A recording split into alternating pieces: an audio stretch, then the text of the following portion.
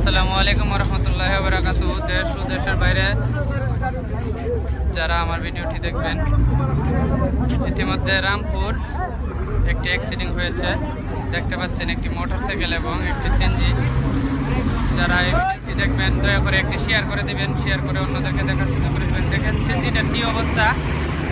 দেশ এবং প্রবাস থেকে, কাজ এবং দূর থেকে যারা আমার এই ভিডিওটি দেখবেন দয়া করে একটি শেয়ার করবেন। দেখাচ্ছে আপনাদের মাঝে মোটরসাইকেলটি। অনেক যে মানুষগুলো মনে হয় মরে গেছে। দেখতে পাচ্ছেন মোটরসাইকেলের অবস্থাটা খুবই গুরুত্বপূর্ণ, দুঃখের বিষয়। যাই হোক, যারা এই ভিডিওটি দেখবেন বেশি করে শেয়ার করবেন। এটা হলো রামপুর আগেও অনেকদিন আগে অ্যাক্সিডেন্ট হয়েছে।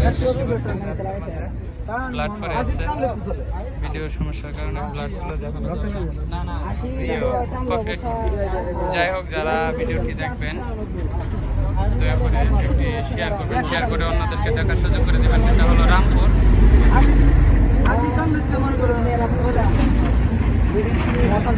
প্রশাসনের লোকেরা কি জানি বলতেছে।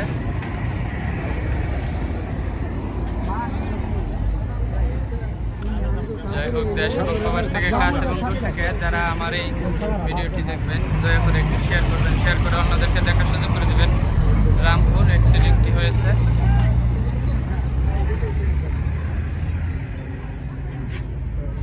দুর্ঘটনা পতিত গাড়িগুলো আমরা হেফাজতে নিয়েছি, পরবর্তী আইনগত ব্যবস্থা প্রক্রিয়াধীন। ধন্যবাদ। আপনাদের এগুলো ক্লিপগুলো দেশ এবং প্রবাস থেকে, কাজ এবং দূর থেকে যারা আমার এই ভিডিওটি দেখবেন দয়া করে একটি শেয়ার করবেন, শেয়ার করে অন্যদেরকে দেখার সুযোগ করে দেবেন। বিরাট বড় একটি অ্যাক্সিডেন্ট রামপুর অ্যাক্সিডেন্টটি হয়েছে, আপনারা দেখতে পাচ্ছেন।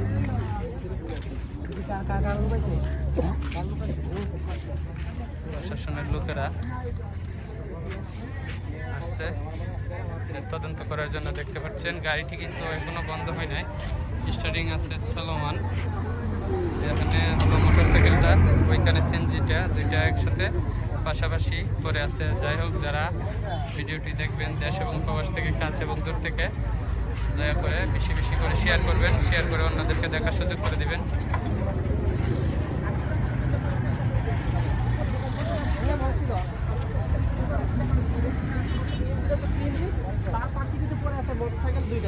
আমরা যতটুকু জানতে পারছি যে প্রত্যক্ষদর্শী সূত্রে জানতে পারলাম যে মোটরসাইকেল দুটি ব্রাহ্মণবাড়ি থেকে মাধবপুর উদ্দেশ্যে যাচ্ছিল এবং তারা কিন্তু যিনি বলছিলেন যে আসলে যাওয়ার সময় তারা একটু বেপরোয়াভাবে ড্রাইভ করতেছিলেন, যে কথাটা আমাদের একজন প্রত্যক্ষদর্শী আমাকে বলছিলেন। এবং তারা নিজের মধ্যে কথা বলতে বলতে সুরে সুরে এই ফিল্ডের মধ্যে